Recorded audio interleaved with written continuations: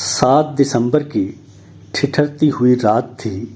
سردی ایسی شدید تھی کہ گوشت پوش سے گزر کر گودے تک اثر انداز ہو رہی تھی۔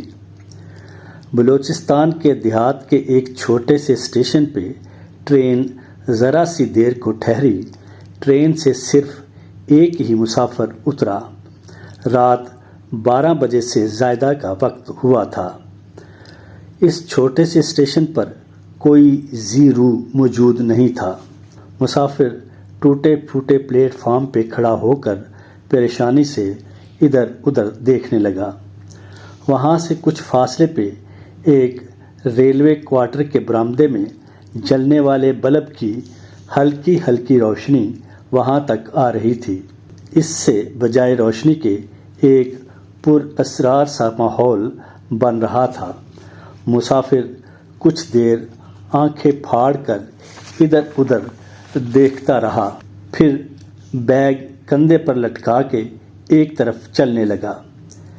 چند قدم چلا تھا، ایک دم ٹھٹک کر رہ گیا۔ رات کی تاریکی اور سکوت کو چیر کر گھوڑے کے سموں کی ٹھک ٹھک اس کی سماعت سے ٹکرائی تھی۔ اس نے امید بھری نظروں سے آواز کی سمت دیکھا۔ کچھ دور ایک تانگا اسی سمت آ رہا تھا۔ مسافر کھڑا رہا۔ تانگا قریب آیا تو آواز دے کر رکوایا۔ اندھیرے کی وجہ سے کوچوان اچھی طرح دکھائی نہیں دے رہا تھا۔ اس کے علاوہ اس نے ایک بڑا کمبل بکل مار کے اپنے گرد لپیٹا ہوا تھا۔ یوں اس کی صورت نظر نہیں آ رہی تھی۔ مسافر بولا، میں شہر سے آیا ہوں، اس جگہ پہ اجنبی ہوں، مجھے ڈاک بنگلہ جانا ہے، تم میری مدد کرو گے؟ بابو، ڈاک بنگلہ یہاں سے بہت دور ہے۔ ایسی شدید سردی میں اور اندھیرے میں وہاں تک جانا بہت مشکل ہے۔ کوچوان کی آواز ایسی کھرکھراتی ہوئی سی تھی کہ مسافر ایک لمحے کو ڈر گیا۔ وہ فکر مندی سے بولا، پھر ایسی شدید سردی میں ساری رات میں کہاں ٹھہروں؟ یہاں آس پاس تو کوئی میرا جاننے والا بھی نہیں۔ کوچوان نے کمبل اچھی طرح اپنے گرد لپیٹا، پھر کھرکھراتی آواز میں کہا، بابو تم ٹانگے میں بیٹھو، میں رات گزارنے کا بندوبست کرتا ہوں۔ مسافر نے ایک لمحے کو سوچا، ایسی شدید سردی میں اور ویران جگہ پہ وہ تانگے والا ایک طرح سے سہارا بھی تھا، ساتھ ہی خوف بھی محسوس ہو رہا تھا۔ اس نے خوف کے احساس کو فوراً جھٹک دیا اور تانگے پہ بیٹھ گیا۔ بابو، یہاں سے ریل گاڑی اس وقت نہیں گزرتی، کوچوان تانگا آگے بڑھاتے ہوئے بولا۔ کیا راستے میں کوئی حادثہ ہوا تھا؟ اس کی آواز سے معلوم ہو رہا تھا کہ وہ کوئی بوڑھا ہے۔ مسافر بولا، جی ہاں، راستے میں ٹرین کا انجن خراب ہو گیا تھا، اس لیے پورے 5 گھنٹے لیٹ ہوئی ہے۔ شہر والے بہت کم اس طرف آتے ہیں، تم کیوں آئے ہو بابو؟ میں ڈاکٹر ہوں، شہر سے اس گاؤں میں تبادلہ ہوا ہے۔ یہ کہتے ہوئے مسافر کے دل میں ٹیسیں سی اٹھیں۔ شہر کی اچھی خاصی سہولیات چھوڑ کے چھوٹے سے گاؤں میں آنا کسی کو بھی پسند نہیں ہوتا۔ وہ بھی نہیں چاہتا تھا۔ تبادلہ رکوانے کے لیے اس نے زبردست ہاتھ پاؤں مارے تھے، لیکن اس کی ایک نہ چلی تھی اور اسے بادلے ناخواستہ گاؤں آنا پڑا۔ اسے بتایا گیا تھا کہ گاؤں میں اس کی رہائش سرکاری ڈاک بنگلہ میں ہوگی، جو کہ ہسپتال کے قریب ہی تھا۔ ڈاک بنگلے کا چوکیدار اس کی خدمت پر مامور ہوگا اور وہی اسٹیشن پہ اسے لینے کے لیے بھی آئے گا۔ مگر انجن کی خرابی کی وجہ سے ٹرین بہت تاخیر سے پہنچی اور ڈاک بنگلے کا چوکیدار مایوس ہو کر واپس چلا گیا تھا۔ رات کی تاریکی اور سکوت کو چیرتا ہوا تانگا چلا جا رہا تھا۔ ڈاکٹر کمال کے جی میں آیا کہ بوڑھے کوچوان سے پوچھے کہ اسے کہاں لے جا رہا ہے۔ ابھی وہ ارادہ کر رہا تھا کہ کوچوان خود ہی بولا، بابو پریشان مت ہو جاؤ، تجھے ایسی جگہ لے جاؤں گا جہاں تیری رات بہت آرام سے گزرے گی۔ ڈاکٹر کمال کو حیرانی ہوئی۔ جو بات ابھی وہ سوچ رہا تھا بوڑھے نے جیسے اسے سمجھ لیا تھا۔ وہ بولا، بابا ایسی تاریک اور سرد رات کو تم کہاں جا رہے تھے؟ کوچوان گہری سانس لے کے بولا، بس بابو، ہر شخص کے اپنے اپنے کام اور مسائل ہوتے ہیں، پھر کوئی سردی گرمی اس کی رکاوٹ نہیں بن سکتی۔ ڈاکٹر کمال کو وہ شخص بڑا ہی پر اسرار لگ رہا تھا۔ ابھی تک اس نے اپنا چہرہ نہیں کھولا تھا۔ ہر سو گہرا اندھیرا اور سکوت طاری تھا۔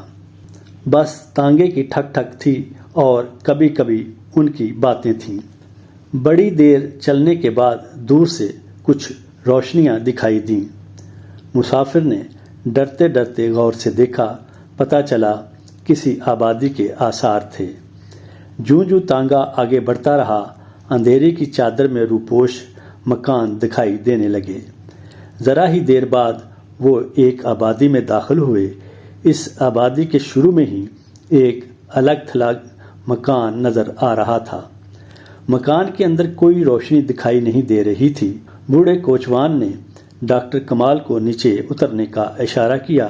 وہ اترا تو کوچوان سرسراتی ہوئی آواز میں بولا، بابو جاؤ، سامنے والے مکان میں رات بسر کرو۔ کوئی پوچھے تو بتاؤ کہ بابا کمیلو نے بھجوایا ہے۔ ڈاکٹر کمال نے پلٹ کر اندھیرے میں ڈوبے اس مکان کی طرف دیکھا۔ اس کی ہمت نہیں ہو رہی تھی کہ تنہا مکان کی طرف جائے۔ بوڑھا کوچوان اسے ہچکچاتے دیکھ کر بولا، چلے جاؤ بابو، کوئی تجھے اندر آنے سے نہیں روکے گا۔ بابا تم بھی ساتھ آ جاؤ نا، وہ تھوک نگلتا ہوا بولا۔ اجنبی جگہ میں کسی اجنبی گھر تنہائی داخل ہونا مناسب نہیں لگتا۔ میری بات پر اعتبار کرو بابو، بوڑھا تیز لہجے میں بولا، کچھ نہیں ہوگا، تم چلے جاؤ۔ ڈاکٹر کمال نے ہمت کی اور مکان کی طرف چل پڑا۔ چند قدم چلنے کے بعد پلٹ کر بوڑھے کوچوان کی طرف دیکھا، پھر یکدم اچھل پڑا۔ بوڑھے سے بات ختم کر کے چند قدم چلنے تک آدھا منٹ سے بھی کم وقت لگا ہوگا، اور اتنی دیر میں بوڑھا کوچوان تانگے سمیت اوجھل ہو گیا تھا۔ حیرت کی بات یہ تھی کہ تانگا چلنے کی آواز بھی سنائی نہیں دی تھی۔ مسافر کے روے روے میں خوف سا پھیل گیا۔ اس نے حوصلہ کر کے خود کو سنبھالا اور بھاری بھاری قدموں سے مکان کی طرف بڑھا۔ دروازہ لکڑی کا بنا ہوا تھا۔ اس نے دروازہ کھٹکھٹایا، پھر ایک دم اچھل پڑا۔ دل اس زور سے دھڑکا تھا کہ ایسا لگا سینے سے باہر نکل آئے گا۔ دروازے کے اوپر ایک چھجا سا بنا ہوا تھا۔ دستک دیتے ہی وہاں سے بہت سے پرندے پرشور آواز کے ساتھ ایک ساتھ پر پھڑپھڑاتے ہوئے پرواز کر گئے۔ ڈاکٹر کمال نے خود کو سنبھالا، دل میں پرندوں کو کوستا ہوا پھر دستک دینے لگا۔ ذرا دیر بعد کسی کے چلنے کی آواز سنائی دی۔ یوں لگ رہا تھا جیسے کوئی خشک پتوں پر چلتا ہوا آ رہا ہو۔ دروازہ کھلا، ایک عورت کا نصف چہرہ نمودار ہوا۔ اس کے ہاتھ میں لالٹین تھی۔ لالٹین چہرے کے اتنی قریب تھی کہ نصف چہرہ نظر نہیں آ رہا تھا۔ نظر آنے والی آنکھ اتنی سرخ تھی کہ لالٹین کی سرخ بتی کی طرح لگ رہی تھی۔ رات کی تاریکی اور سناٹا اس پر اسرار ماحول کا ڈاکٹر کمال پر اتنا اثر پڑا تھا کہ اس کے منہ سے بات ہی نہیں نکل رہی تھی۔ وہ بولتے بولتے بس تھوک نگل کر رہ گیا۔ وہ عورت بھاری لہجے میں بولی، کون ہو تم؟ کیا چاہتے ہو؟ میں مسافر ہوں، رات بسر کرنی ہے، بابا کمیلو کوچوان نے یہاں بھیجا ہے، وہ بڑی مشکل سے بولا۔ تم بابا کمیلو کے مہمان ہو؟ عورت کی آنکھ میں چمک سی پیدا ہوئی۔ پھر وہ ایک طرف ہٹ کر راستہ دیتی ہوئی بولی، اندر آ جاؤ۔ وہ اندر داخل ہوا۔ دروازے سے آگے چھوٹا سا صحن تھا جس کا فرش کچا تھا۔ اسے ایک بات پر حیرانی ہوئی، زمین پر ایک پتا بھی نہیں تھا، لیکن عورت جب دروازہ کھولنے آئی تھی تو خشک پتوں اور ٹہنیوں کے چٹکنے اور ٹوٹنے کی واضح آواز سنائی دی تھی۔ وہ سہما سہما عورت کے پیچھے چلنے لگا۔ صحن کے بعد ایک لمبا برآمدہ تھا۔ وہ برآمدے سے ہوتے ہوئے ایک کمرے میں آئے۔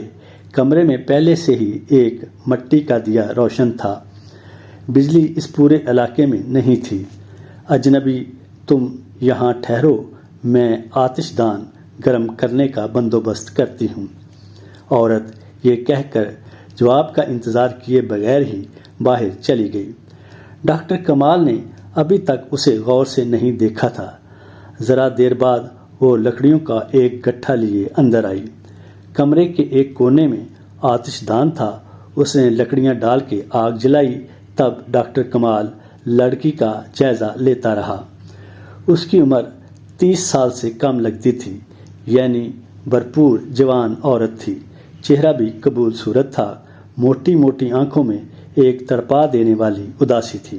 اس پورے ماحول میں ڈاکٹر کمال گویا اپنے حواس کھو بیٹھا تھا۔ اس کی قوت گویائی جیسے سلب ہو گئی تھی۔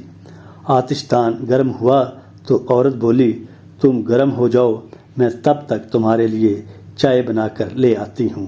تبھی اس نے منہ کھولا اور ہکلاتے ہوئے کہا، تم اکیلی ہو؟ گھر میں کوئی دوسرا فرد، میرا مطلب ہے کوئی آدمی نہیں ہے؟ عورت بولی، اس گھر میں کوئی آدمی موجود نہیں، میں ہی رہتی ہوں تنہا۔ تم ڈرتی نہیں تنہا رہتے ہوئے؟ وہ بولی، انسان تنہا ہوتا ہی کب ہے، اللہ ساتھ ہوتا ہے۔ پھر اچھائی برائی کی نظر نہ آنے والی مخلوق بھی تو ساتھ ساتھ ہوتی ہے۔ پھر بھی انسان کی فطرت میں ہے کہ کوئی دوسرا ہم نفس موجود نہ ہو تو اسے ایسے ماحول میں خوف محسوس ہوتا ہے۔ وہ بے نیازی سے بولی، ممکن ہے ایسا ہو، مگر میں کسی سے نہیں ڈرتی۔ تم ذرا ٹھہرو، میں چائے بنا کر لاتی ہوں۔ یہ کہہ کر وہ کمرے سے باہر چلی گئی۔ ڈاکٹر کمال اسے جاتے ہوئے دیکھتا رہا۔ اسے یقین نہیں آ رہا تھا کہ وہ جو کہہ رہی ہے درست ہوگا۔ سمجھ میں نہیں آتا تھا کہ ایسی بھرپور جوان عورت یوں تنہا تنہا کیوں رہتی ہے۔ پھر بابا کمیلو سے اس کا کیا رشتہ ہے؟ کیا وہ نہیں جانتا تھا کہ یہ تنہا رہتی ہے؟ اگر معلوم تھا تو پھر ایک تنہا عورت کے پاس اسے کیوں بھیجا؟ کئی اندیشے اس کے ذہن میں بیدار ہوئے۔ کیا یہ عورت پیشہ کرنے والی ہے؟ کہیں بابا کمیلو اس کا دلال تو نہیں؟ وہ انہی سوچوں میں تھا کہ اسی وقت کھٹکا سا ہوا۔ سر اٹھا کے دیکھا، پھر چونک پڑا۔ وہ ٹرے میں چائے کی 2 پیالیاں رکھے اندر آ رہی تھی۔ اس کا لباس بدلا ہوا تھا۔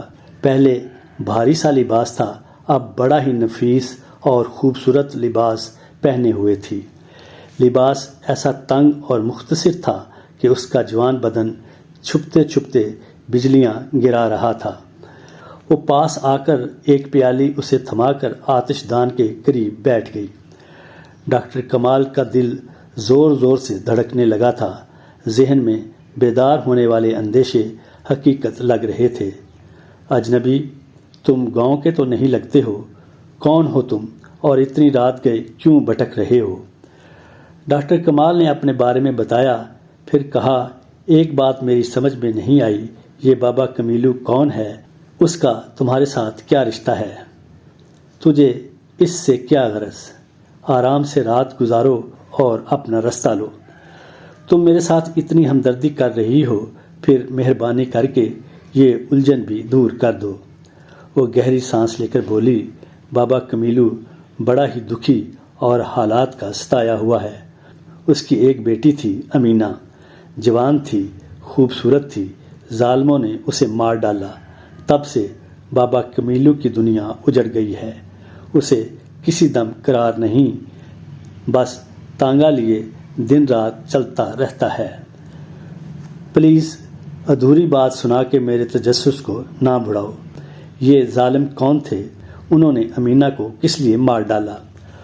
وہ آتش دان کے سرخ سرخ شعلوں پر نگاہیں جما کر بولی، عورت پر جوانی آ جائے تو مرد دیوانے ہو جاتے ہیں، اور اگر یہ دیوانہ پن بے لگام ہو تب عورت کی عصمت شدید خطرے میں پڑ جاتی ہے۔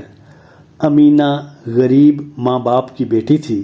جوان ہوئی تو ہر کسی نے پیٹھ پیچھے کہا کہ جھگی پہ چاند اترا ہے۔ علاقے کے جاگیردار کے بیٹے نے طاقت کے غرور میں سرے عام ہاتھ پکڑ کر کہا، واہ مینا، ہیرا ہو ہیرا، تجھے ایک نظر دیکھ کر دیوانہ ہوا ہوں۔ امینہ نے غصے سے ہاتھ جھٹک دیا اور نفرت سے بولی، دیوانے ہوئے ہو تو شہر جاؤ اور کسی پاگل خانے میں داخل ہو جاؤ، یہاں کیوں مرنے آئے ہو؟ جاگیردار کے بیٹے نے امینہ یہ سرکشی اور تراری دیکھی تو آگ بگولا ہو گیا۔ وہ تو گاؤں میں سب کے لیے مائی باپ تھے، ان کے سامنے سر اٹھانے کی کسی میں ہمت نہ تھی۔ امینہ نے تو سب کے سامنے ایک طرح سے منہ پر جوتی مار دی تھی۔ جاگیردار کے بیٹے کے لیے یہ ناقابل معافی جرم تھا، اس کی تو سزا ملنی لازمی تھی۔ امینہ وہاں سے دوڑتی ہوئی گھر میں آئی، بابا کو سارا واقعہ سنایا۔ بابا کمیلو سر تا پا لرز گیا۔ اسے جاگیرداروں کی فرعونی طبیعت کا علم تھا۔ وہ خوف سے کانپتا ہوا دل میں اللہ اللہ کرتا ہوا کسی آنے والے طوفان کا انتظار کرتا رہا، اور یہ طوفان رات کے وقت ہی آ گیا اور سب کچھ تباہ و برباد کر کے رکھ دیا۔ جاگیردار کا بیٹا اپنے کارندوں کے ساتھ آیا، اس کے گھر کو آگ لگا کے بیٹی کو اٹھا کر لے گیا۔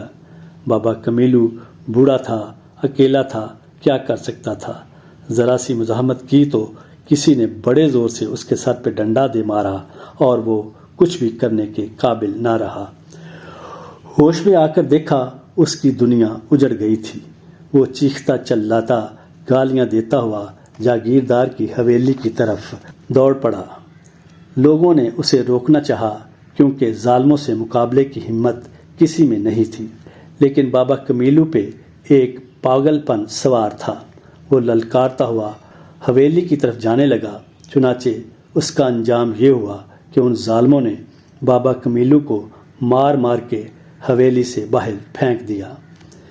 گاؤں کے لوگوں نے جا کر اسے اٹھایا۔ 3 دن بعد امینہ بھی گاؤں میں آئی، لیکن زندہ نہیں، مردہ۔ وہ بڑی باحیا اور غیرت والی تھی۔ جاگیردار کے بیٹے نے اسے کسی کو منہ دکھانے کے قابل نہیں چھوڑا تھا۔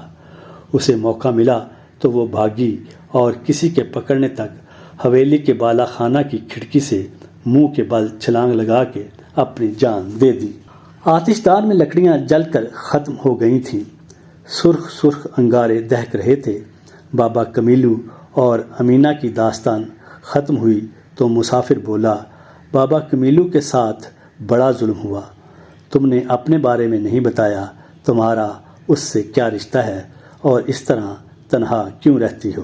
وہ ہنستی گہری اور سرخ آنکھوں سے اسے دیکھتی ہوئی اٹھی، اجنبی، ضروری نہیں تجھے ہر سوال کا جواب ملے، اب تم آرام کرو، صبح ملاقات ہوگی، اگر کسی چیز کی ضرورت پڑے تو آواز دینا، میں ساتھ والے کمرے میں ہی ہوں۔ یہ کہہ کر وہ کمرے سے باہر چلی گئی۔ ڈاکٹر کمال ایک گہری سانس لے کر اسے جاتے ہوئے دیکھتا رہا۔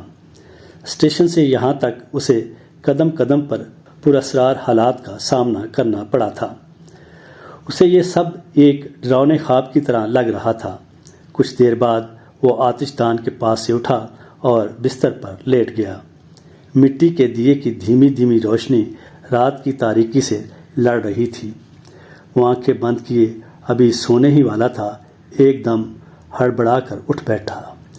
چھت بڑے زور سے ہلنے لگی تھی اور ایسی آوازیں آ رہی تھیں جیسے کئی لوگ چھت پر دوڑ رہے ہوں۔ وہ شدید خوف سے ایک طرف سمٹا ہوا چھت کی طرف دیکھنے لگا۔ یوں لگ رہا تھا گویا ابھی چھت پھٹ جائے گی۔ یہ حالت چند لمحوں تک رہی، پھر خاموشی چھا گئی۔ وہ سہما سہما دوبارہ لیٹ گیا۔ اس وقت مٹی کا دیا بجھ گیا، گپ اندھیرا چھا گیا۔ عورت کو آواز دینے کے لیے اس نے منہ کھولا ہی تھا کہ ساکت رہ گیا۔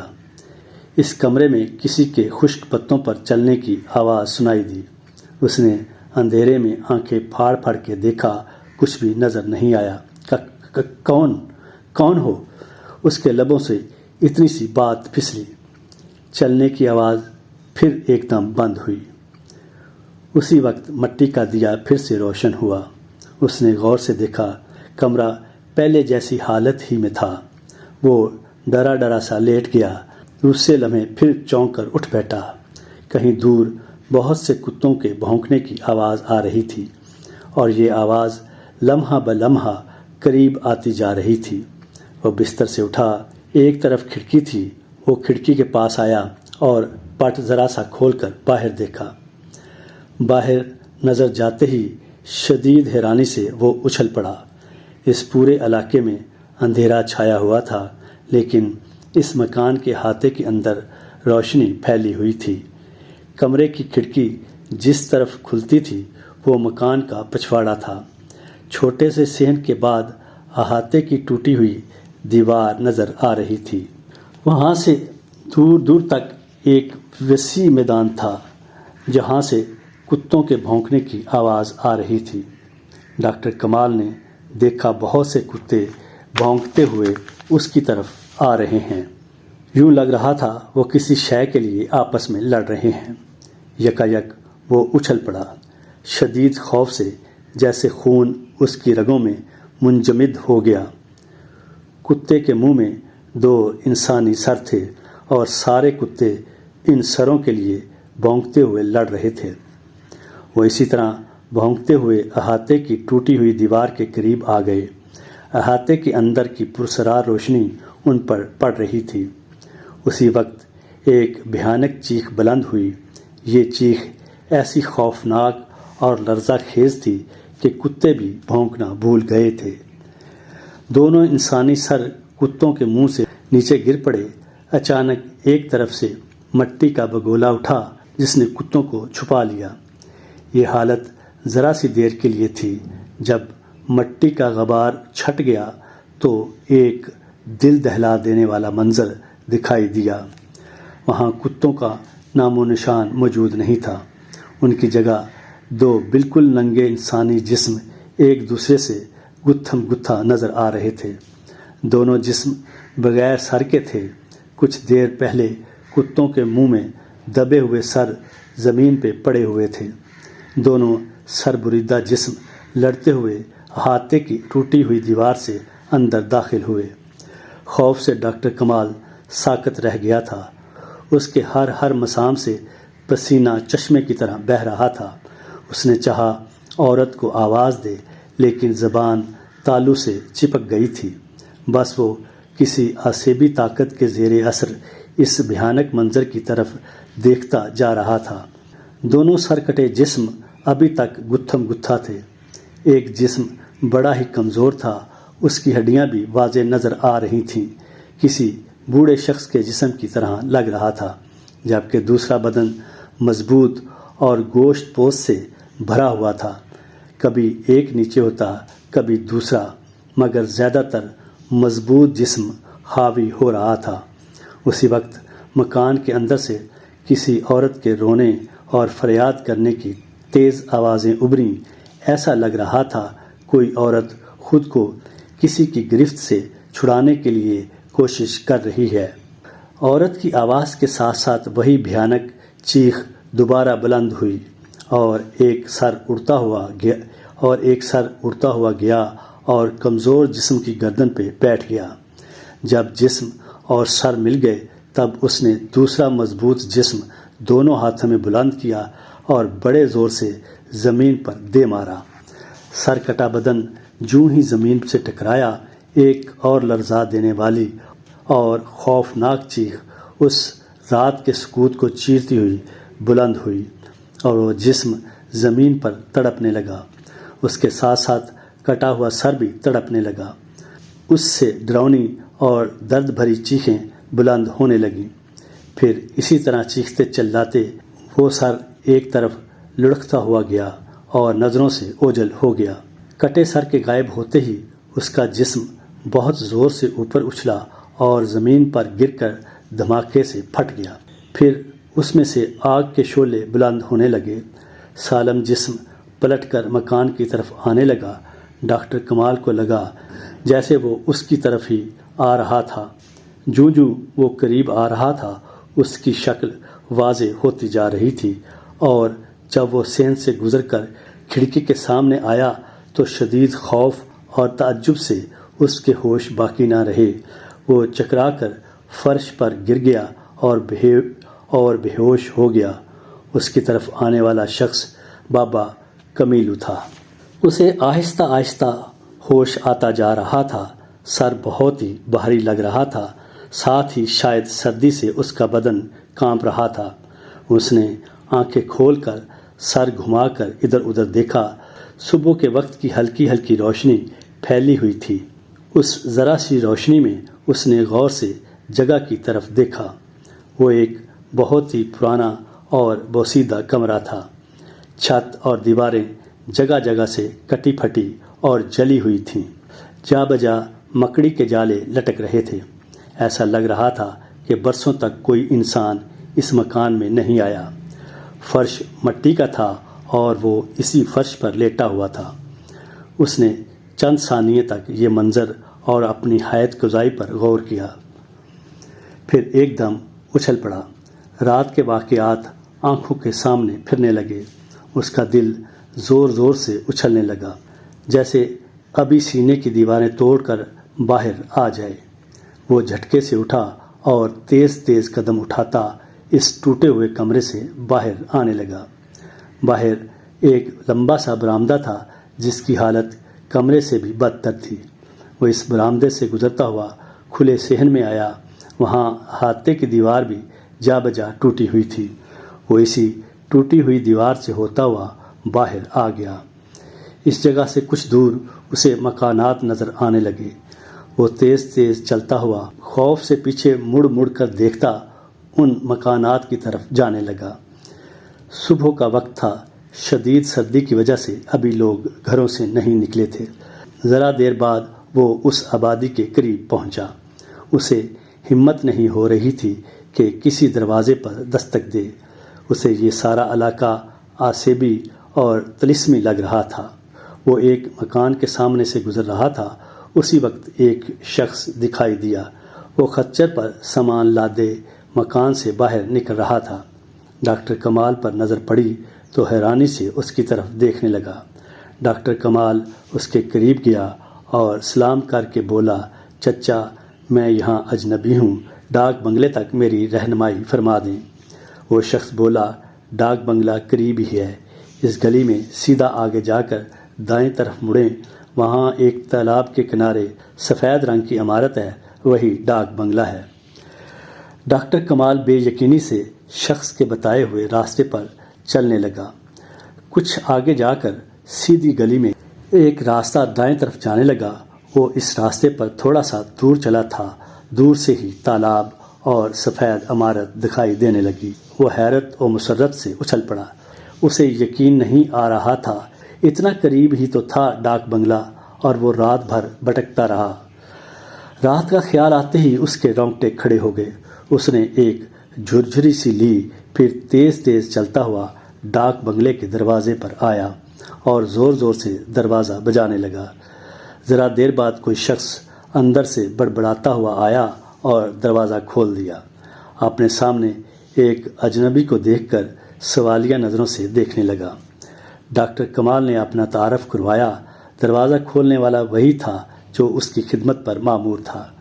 ملازم نے بڑے احترام سے اسے لا کے بٹھایا، پھر معذرت کرتے ہوئے بولا، سر معافی چاہتا ہوں، آپ کو یہاں تک اکیلے آنا پڑا۔ دراصل آپ کے آنے کا وقت رات کے 7 بجے کا بتایا گیا تھا، آپ نہیں آئے۔ میں 10 بجے تک انتظار کرتا رہا، پھر اسٹیشن پر کسی نے کہا اب ٹرین نہیں آئے گی بلکہ کل دن کے وقت ہی آئے گی، اس لیے میں لوٹ آیا۔ آپ کیسے آئے ہیں سر؟ کیا ٹرین میں نہیں آئے ہیں؟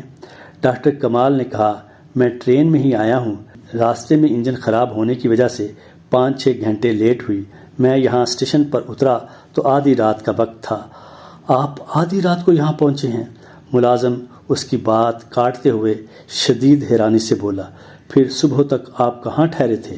ڈاکٹر کمال کا دل نہیں مان رہا تھا کہ رات کے پر اسرار اور خوفناک واقعات کا ذکر کرے، لیکن بہت سی باتیں جاننے کا تجسس تھا، اس لیے بولا، جب میں اسٹیشن پر اترا تو اندھیرے اور سناٹے کے سوا کوئی نہیں تھا۔ میں پریشانی سے ابھی سوچ ہی رہا تھا، ایک تانگے والا ادھر آیا۔ اس نے مجھے بتایا کہ ڈاک بنگلے تک جانا اس وقت ممکن نہیں۔ پھر وہ مجھے ایک مکان میں لے گیا۔ ڈاکٹر کمال ملازم کو رات کے محیل العقول واقعات کے بارے میں تفصیل سے بتانے لگا۔ وہ جوں جوں واقعات سنا رہا تھا، اس کے ملازم کے چہرے کا رنگ لمحہ بلمحہ متغیر ہو رہا تھا۔ جب اس نے سارا واقعہ سنایا تو خادم ایک دم اس کے قدموں پر گرا اور بھرائی ہوئی آواز میں بولا، سر، آپ بڑے خوش قسمت ہیں اور بہت عظیم انسان، ورنہ اس مکان کے آسیب نے کئی لوگوں کی جان لی ہے۔ ڈاکٹر بولا، میں نے تجھے سارا واقعہ سنایا ہے، اگر تم اس بارے میں جانتے ہو بتاؤ آخر یہ کیا طلسم ہے؟ خادم کہنے لگا، سر، جو عورت رات کے وقت آپ کے ساتھ مکان میں تھی وہی امینا ہے، بابا کمیلو کی بیٹی، جسے جاگیردار کے وحشی بیٹے نے اپنی ہوس کی بھینٹ چڑھایا تھا۔ اور یقیناً یہ بات آپ کے لیے تعجب خیز ہوگی کہ یہ واقعہ آج سے 15 برس قبل کا ہے۔ امینا نے ایک بات آپ کو پوری نہیں بتائی۔ اس کی موت کے بعد بابا کمیلو بڑا ہی گمسم رہنے لگا تھا۔ پھر ایک روز وہ بستی سے غائب ہو گیا۔ 2 دن بعد سارے گاؤں میں یہ خبر پھیل گئی، بابا کمیلو نے جاگیردار کے عیاش بیٹے کو کلہاڑی سے وار کر کے مار ڈالا ہے اور اس کے ٹکڑے ٹکڑے کر دیے ہیں، اور خود بھی جاگیردار کے کرندوں کے ہاتھوں مارا گیا۔ یوں بابا کمیلو اور امینا کی زندگی ختم ہو گئی، لیکن ان کی داستان ختم نہیں ہوئی۔ ان کی موت کے بعد ان کا جلا ہوا مکان ویران پڑا تھا۔ ایک روز وہاں ایک اجنبی کی لاش پائی گئی۔ لاش کا سارا جسم نیلا تھا اور پھول کر غبارے کی طرح ہو گیا تھا۔ چہرہ اس قدر مسخ ہو گیا تھا کہ پہچانا نہیں جاتا تھا۔ صرف کپڑوں سے اور دیگر چیزوں سے پتہ چلا کہ وہ مقامی نہیں۔ کوئی بھی اس پرسرار موت کا سبب نہیں سمجھ سکا۔ اسی رات یہاں کی ایک بزرگ ہستی کے خواب میں امینا آئی اور بولی کہ اجنبی کو اس نے مار ڈالا ہے۔ رات اسے تنہا دیکھ کر اجنبی کی نیت خراب ہو گئی، جس کی اسے یہ سزا ملی۔ بزرگ کے خواب پر بہت سے لوگوں نے یقین نہیں کیا۔ چند مہینوں بعد پھر ایک ایسی ہی لاش اس مکان میں پائی گئی، اور بزرگ نے پھر خواب میں امینا کو دیکھا۔ وہ کہہ رہی تھی کہ وہ زندگی میں اپنی عزت کی حفاظت نہیں کر سکی، لیکن اب جو بھی بد کردار شخص اس کی طرف ہاتھ بڑھائے گا اس کا حشر نشر کر دے گی۔ اس کے بعد لوگوں میں شدید خوف و ہراس پھیل گیا اور وہ مکان اسیب زدہ کہلایا۔ چند ہی دن گزرے تھے، ایک اجنبی بستی میں آیا۔ اس نے بھی آپ کی طرح کا واقعہ سنایا۔ رات وہ بابا کمیلو کے تانگے میں آیا۔ امینا کے ساتھ رات تنہا گزاری، لیکن اس کے ساتھ دست درازی کی کوشش نہیں کی۔ کئی طرح کے پر اسرار اور خوفناک واقعات بھی اس کے ساتھ پیش آئے۔ وہ بے ہوش ہوا۔ صبح کے وقت جو ہوش آیا تو آراستہ و پیراستہ مکان تھا، نہ امینا۔ جلا ہوا اور بوسیدہ مکان تھا جہاں وہ پڑا ہوا تھا۔ وہ وہاں سے گرتا پڑتا بستی میں آیا اور لوگوں کو سارا واقعہ سنایا۔ اس رات امینا بزرگ کے خواب میں نہیں آئی۔ اس کے بعد بھی کئی ایسے واقعات رونما ہوئے۔ زیادہ تر واقعات میں اجنبیوں کی پھولی ہوئی لاش ملتی، اور رات کے وقت بزرگ کے خواب میں آ کے امینا کہتی کہ ہوس پرست اس کے ہاتھ سے نہیں بچ سکیں گے۔ جن واقعات میں اجنبی زندہ بستی میں آتے تھے وہ آپ کی طرح کے ہی واقعات سناتے۔ اس سے بزرگ نے اور بستی کے لوگوں نے یہ نتیجہ اخذ کیا کہ امینا چونکہ زیادتی کا شکار ہوئی تھی، مرنے کے بعد بھی اس کی روح بے چین رہی اور اپنے ساتھ ہونے والی زیادتی کا انتقام لینے لگی۔ بابا کمیلو کی روح بھی بد کردار اور ہوس پرست لوگوں کے خون سے انتقام کی پیاس بجھانے لگی۔ بابا کمیلو کے ساتھ سر کٹے جسم کی لڑائی تقریباً سبھی زندہ بچ جانے والوں نے سنائی ہے۔ دوسرے جسم کے خد و خال اور ڈیل ڈول سبھی نے ایک ہی بیان کیے ہیں اور اس کے مطابق وہ جاگیردار کا عیاش بیٹا ہے۔ زندگی میں تو وہ جابر اور طاقتور رہا تھا، لیکن مرنے کے بعد بابا کمیلو کی روح کو اتنی طاقت مل گئی ہے کہ وہ جاگیردار کے بیٹے کی روح پر غالب آتا ہے اور انتقام لیتا رہتا ہے۔ ڈاک بنگلے کے ملازم نے ساری بات بتائی تو ڈاکٹر کمال بڑی دیر تک خاموش بیٹھا رہا۔ پھر بڑی دیر کے بعد ایک گہری سانس لے کر اٹھا اور باتھ روم میں جا کے شدید سردی کے باوجود ٹھنڈے پانی کا شاور کھول کر اس کے نیچے بھیگنے لگا۔